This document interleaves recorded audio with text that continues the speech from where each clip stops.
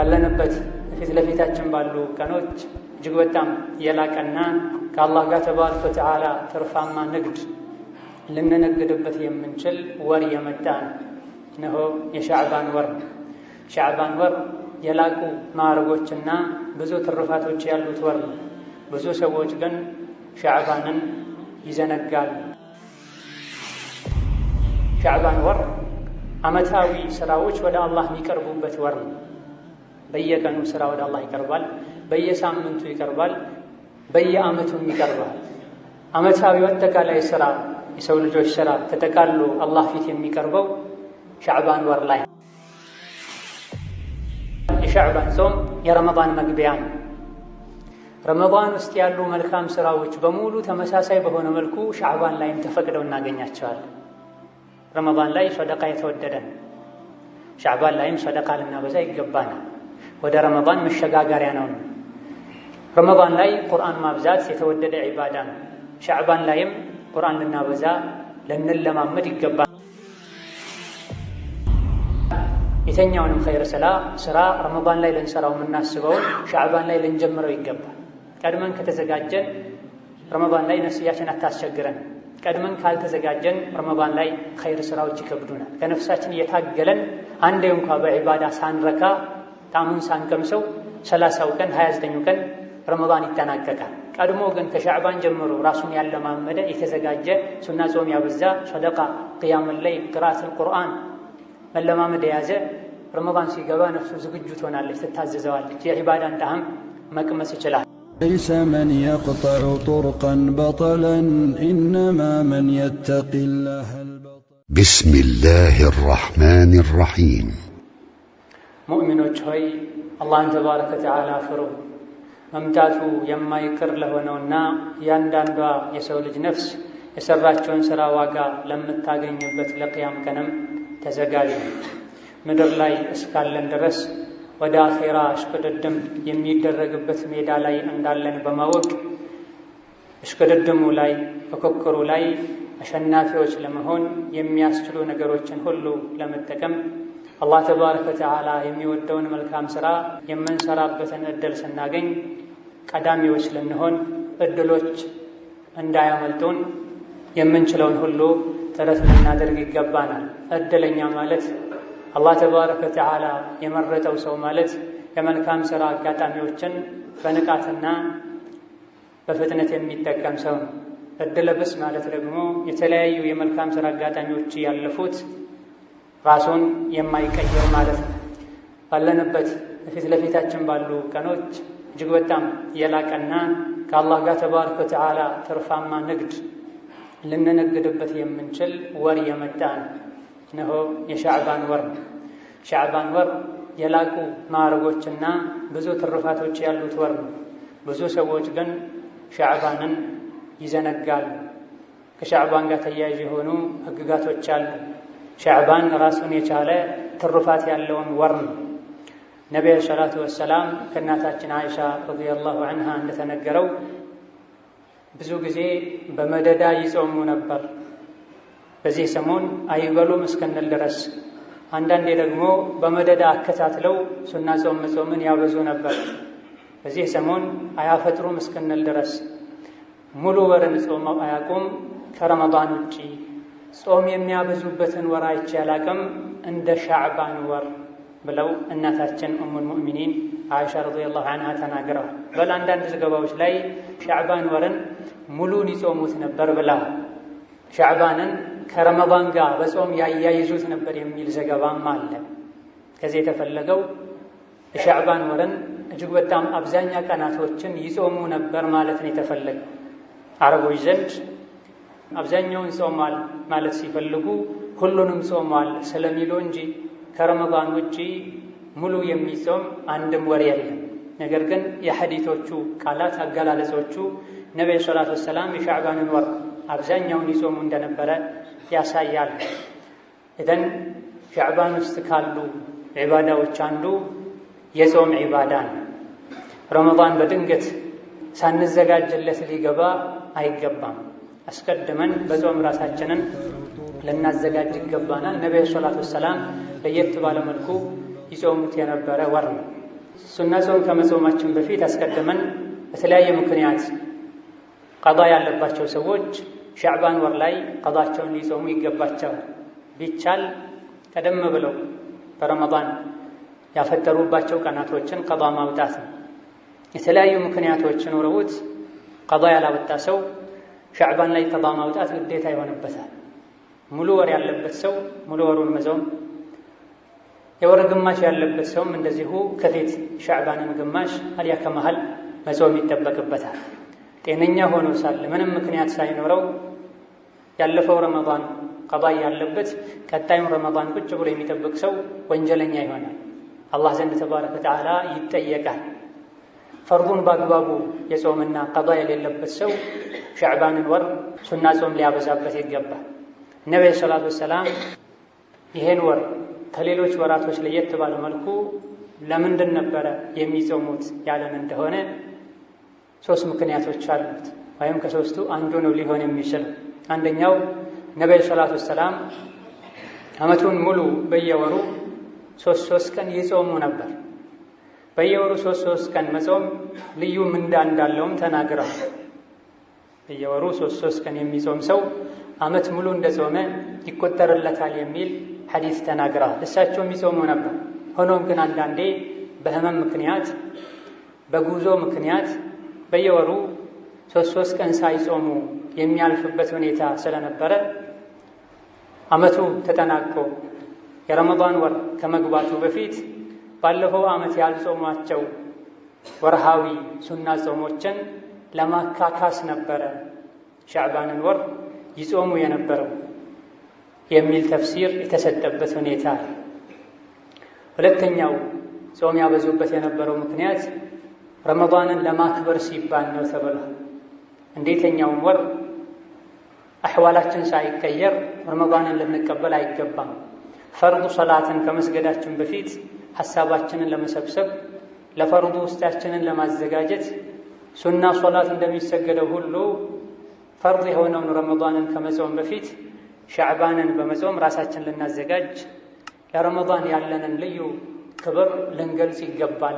ረመዳንን ካጠናቀቅን በኋላም አስከትለን 6 ቀን ሸዋልን የምንጾመው ለረመዳን ልክ እንደ ፈርዱ ሶላት ባዕድያ ነው ተብሏልና ነቢዩ ዓለይሂ ሰላቱ ወሰላም ከረመዳን በፊት ሻዕባንን ይጾሙ የነበረው ዋናውን ትልቁን የረመዳንን ወር ጾም ለማክበርና ለሱ ለመዘጋጀት ነው የተባለበት ሁኔታም አለ።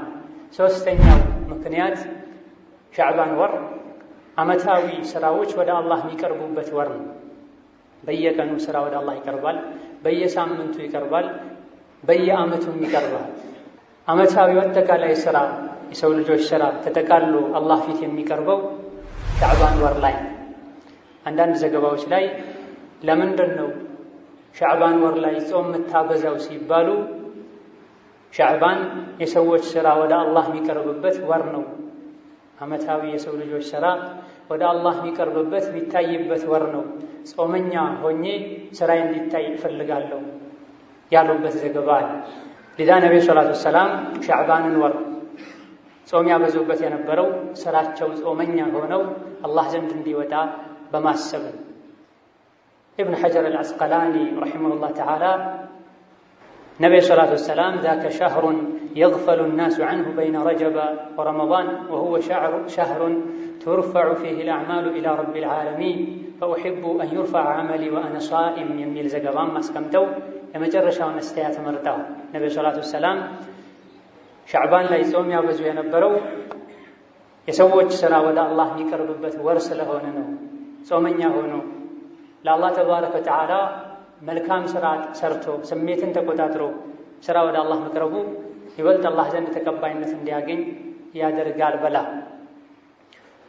ነቢዩ ሰላቱ ወሰላም እንደ ሻዕባን የሚጾሙት ወር አልነበረም ተብሏል። ነገር ግን ሌላ ሐዲስ ላይ አላህ ዘንድ ከፈርድ ቀጥሎ ተወዳጅ ጾም የሙሐረም ወር ጾም ነው አልተባለም እንዴ? ሁለቱ አይጋጭሙ የተባለ እንደሆነ ነቢዩ ሰላቱ ወሰላም ነዓም በንግግር ደረጃ የሙሐረም ወር ላይ ያለው ጾም ከሁሉም ጾሞች እንደሚበልጥ ገልጸዋል። ነገር ግን ይህ የተነገራቸው መጨረሻ አካባቢ ላይ ነው። ነቢዩ ሰላቱ ወሰላም ከሱና ጾሞች ሁሉ በላጭ ጾም የሙሐረም ወር ጾም እንደሆነ የተነገራቸው ኋላ ላይ ነው። በላጭ ጾም የሻዕባን ጾም ነው ብለው ይጾሙ የነበረው ይህ ሳይነገራቸው በፊት ነው የተባለበት ሁኔታ አለ።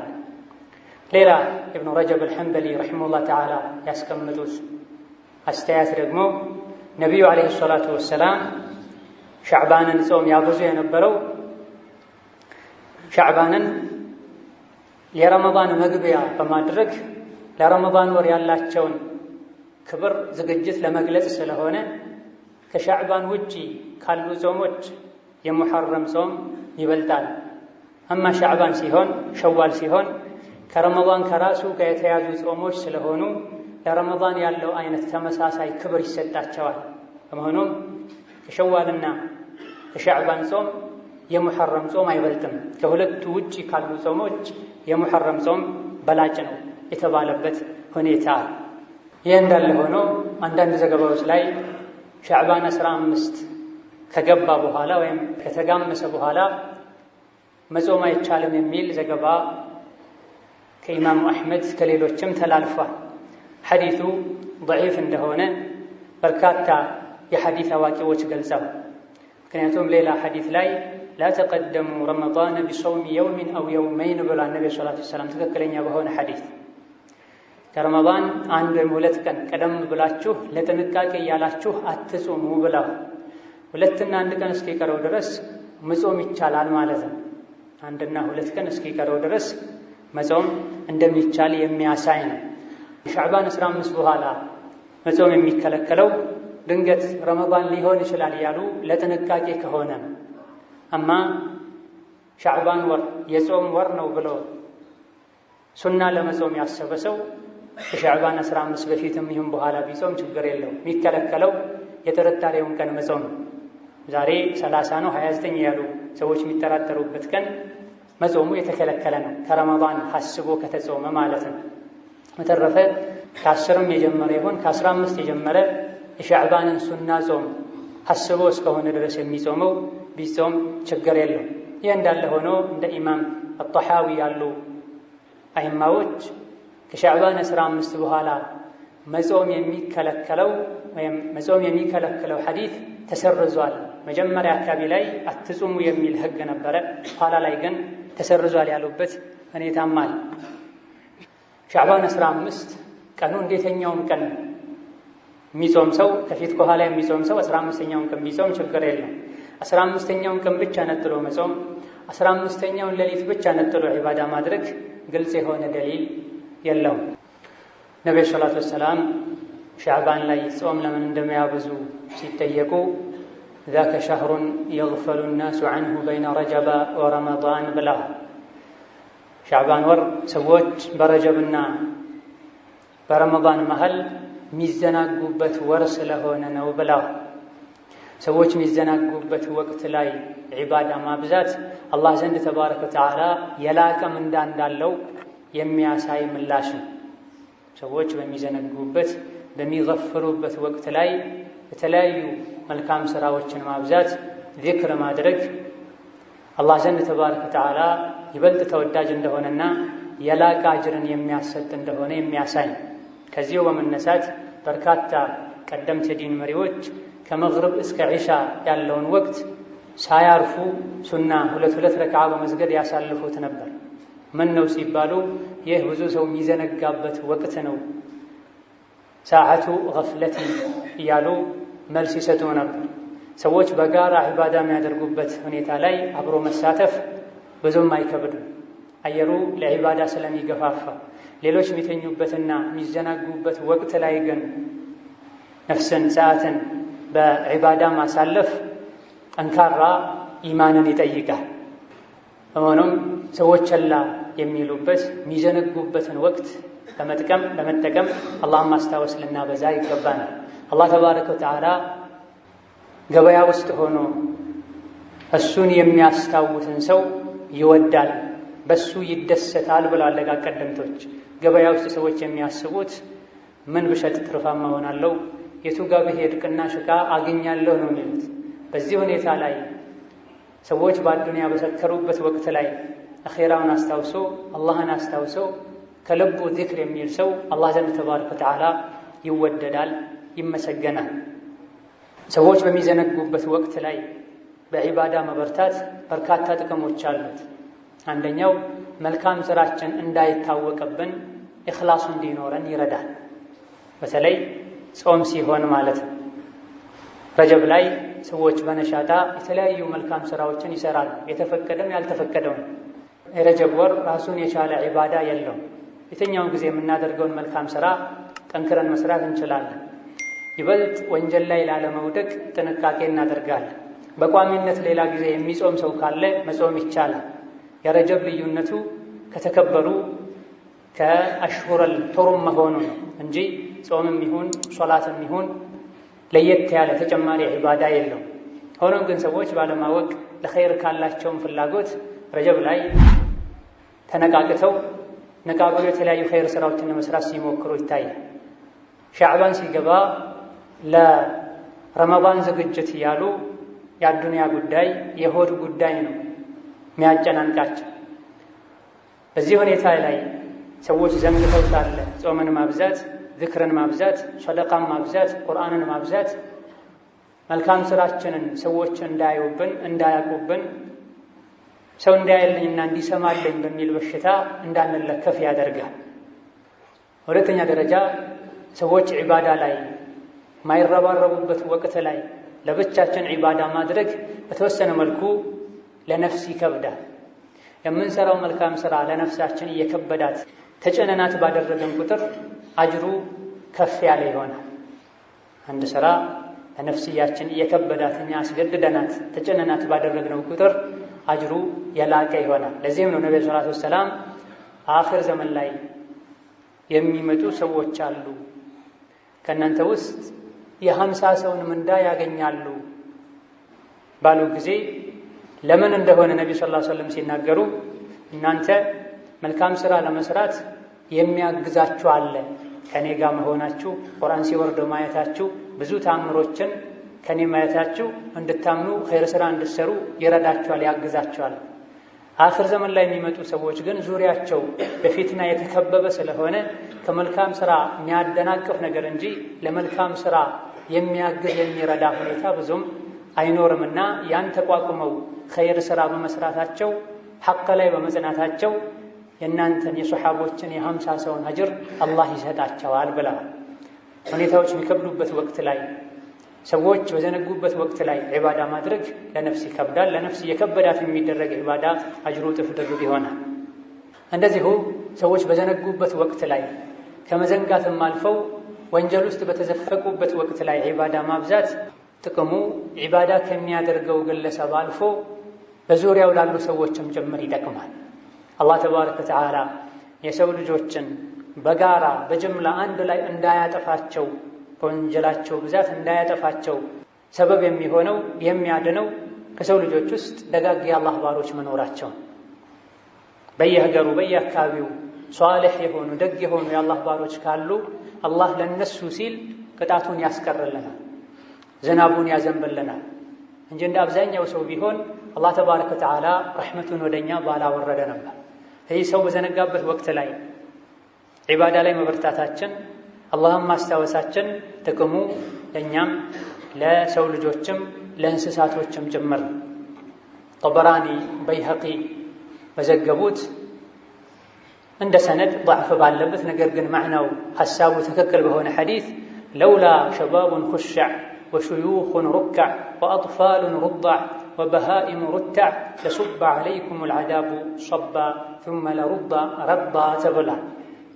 ከእናንተ ውስጥ አላህን የሚፈሩ ወጣቶች ባይኖሩ፣ ስጁድ ሩኩዕ የሚያበዙ ሽማግሌዎች ባይኖሩ፣ የሚጠቡ ሕፃናት ባይኖሩ፣ ሳር የጋጡ የሚበሉ እንስሳት ባይኖሩ አላህ ተባረከ ወተዓላ ዐዛቡን እንደ ዝናብ ያዘንብባቸው ነበር፣ ቅጣቱንም ላያችሁ ላይ ያወርድ ይደረምስ ነበር ተብሏል። ለሕፃናት ለእንስሳት አላህን ለሚፈሩ ሰዎች ብሎ አላህ ቅጣቱን ያዘገያል። በሌላ አተር ላይም አላህ ተባረከ ወተዓላ በአንድ ደግ ባሪያው ምክንያት ከዚህ ከደግ ባሪያ ቤተሰቦችና ልጆቹ ዝርያዎቹ መጥፎን ነገር ይከላከላልም ተብሏል። ሆኖም ሰዎች የሚዘነጉበት ወቅት ላይ የምናደርገው ኸይር ሥራ ለእኛ ለሰው ልጆች በሙሉ የሚጠቅም መሆኑን በማወቅ ልንነቃቃ ኸይር ሥራ ልናበዛ ይገባናል። የሸዋል የሻዕባን ጾም የረመዳን መግቢያ ነው። ረመዳን ውስጥ ያሉ መልካም ሥራዎች በሙሉ ተመሳሳይ በሆነ መልኩ ሻዕባን ላይም ተፈቅደው እናገኛቸዋለን። ረመዳን ላይ ሰደቃ የተወደደ ነው። ሻዕባን ላይም ሰደቃ ልናበዛ ይገባናል። ወደ ረመዳን መሸጋገሪያ ነው። ረመዳን ላይ ቁርአን ማብዛት የተወደደ ዒባዳ ነው። ሻዕባን ላይም ቁርአን ልናበዛ ልንለማመድ ይገባናል። ሰለመት ብን ኩሀይል ረሒመሁላህ ተዓላ እንደተናገሩት ካነ ዩቃሉ ሸህሩ ሻዕባን ሸህሩል ቁራ፣ ሻዕባን ቁርአን የሚቀሩ ሰዎች ወር ነው ይባል ነበር ደጋ ቀደምቶች ዘንድ። ሓፊዞች ኢማሞች ረመዳን ላይ የሚያሰግዱበትን ሒፍዛቸውን የሚፈትሹበት የሚያዘጋጁበት ወር ነው። ከቁርአን የራቁ ሰዎችም ከቁርአን የሚታረቁበት ዝግጅት የሚጀምሩበት ወር ነው ሊሆን የሚገባ። አልሐሰን ብኑ ሰህል ረሒመሁላህ ተዓላ እንደተናገሩት ሻዕባን ለአላህ ተባረከ ወተዓላ ጥያቄ ያቀረበ በሁለት በላቁ ወሮች መሃል አድርገኸኛል፣ በረጀብና በረመዳን መሃል ለእኔ ምንድን ያለኝ አንተ ዘንድ ማረጌ እስኬት ነው ብለው ሻዕባን ጠየቀ። አላህ ተባረከ ወተዓላ ጀዐልቱ ፊከ ቂራአተል ቁርአን ብሎ መልስ ሰጠው ብላ ሻዕባን የቁርአን ወር እንደሆነ ደጋ ቀደምቶች ተናግረዋል።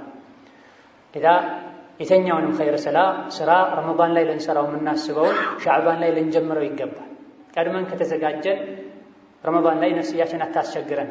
ቀድመን ካልተዘጋጀን ረመዳን ላይ ኸይር ስራዎች ይከብዱናል። ከነፍሳችን እየታገለን አንዴ እንኳ በዒባዳ ሳንረካ ጣዕሙን ሳንቀምሰው 30ው ቀን 29ኙ ቀን ረመዳን ይጠናቀቃል። ቀድሞ ግን ከሻዕባን ጀምሮ ራሱን ያለማመደ የተዘጋጀ ሱና ጾም ያበዛ ሰደቃ፣ ቅያሙል ለይል፣ ቅራአተል ቁርአን መለማመድ የያዘ ረመዳን ሲገባ ነፍሱ ዝግጁ ትሆናለች፣ ትታዘዘዋለች፣ የዒባዳን ጣዕም መቅመስ ይችላል። ሻዕባንን በዒባዳ ካሳለፈን በመልካም ሥራ ካሳለፈን ረመዳን ላይ የምንሰራው ኸይር ሥራ የተለመደ በመሆኑ ለነፍሳችን ገር በመሆኑ ረመዳንን ሙሉውን ማዳን ማትረፍ እንችላለን። ቀድመን ካልተዘጋጀን ግን ረዥም ቀናት አብዛኞቹ ቀናቶች በትግል ያልፋሉ። ጊዜው ውድ በሆነ ቁጥር የዒባዳው አጅርም ውድ ይሆናል።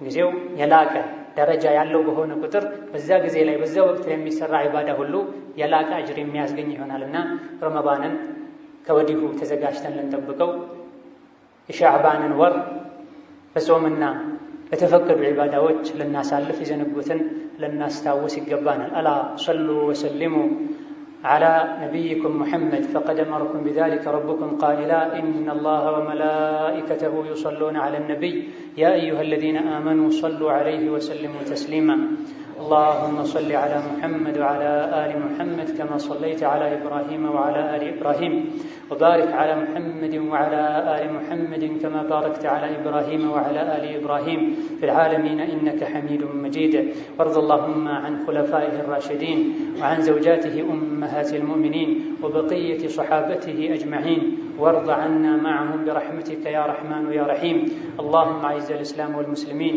اللهم أعز الإسلام والمسلمين وأذل الشرك والمشركين اللهم أعز الإسلام والمسلمين وأذل الشرك والمشركين اللهم ردنا إليك وإلى دينك ردا جميلا وأصلح لنا ديننا ودنيانا وأصلح زوجاتنا وذرياتنا واجعل اللهم بلدنا هذا آمنا مطمئنا وسائر بلاد المسلمين اللهم من أراد بنا وبديننا سوءا فاشغله بنفسه اللهم من أراد بنا وبديننا سوءا فاشغله بنفسه اللهم من أراد بنا وبديننا سوءا فاشغله بنفسه ورد كيده في نحره اللهم أعنا على ذكرك وشكرك وحسن عبادتك اللهم اجعلنا من الذاكرين لك كثيرا ومن الذين اغتنموا أوقاتهم بالباقيات الصالحات واعصمنا يا مولانا من الغفلة عن ذكرك ومن التشاغل بما لا يقربنا إليك ربنا لا تزغ قلوبنا بعد إذ هديتنا ربنا لا تزغ قلوبنا بعد إذ هديتنا ربنا لا تزغ قلوبنا بعد إذ هديتنا وهب لنا من لدنك رحمة إنك أنت الوهاب واغفر لنا وارحمنا إنك أنت الغفور الرحيم اللهم بلغنا رمضان اللهم بلغنا رمضان اللهم بلغنا رمضان اللهم بلغنا رمضان ووفقنا فيه لحسن الصيام والقيام اللهم وفقنا فيه لحسن الصيام والقيام. اللهم اصلح فساد قلوبنا واجعلنا من عبادك المخلصين والمخلصين، ونعوذ بك اللهم من قسوة القلب وجفاف العين وحب الدنيا ونسيان الآخرة. اللهم لا تجعل الدنيا أكبر همنا ولا تجعل إلى النار مصيرنا. اغفر لنا ولوالدينا ولجميع المسلمين والمسلمات الأحياء منهم والأموات، إنك سميع قريب مجيب الدعوات، والحمد لله رب العالمين.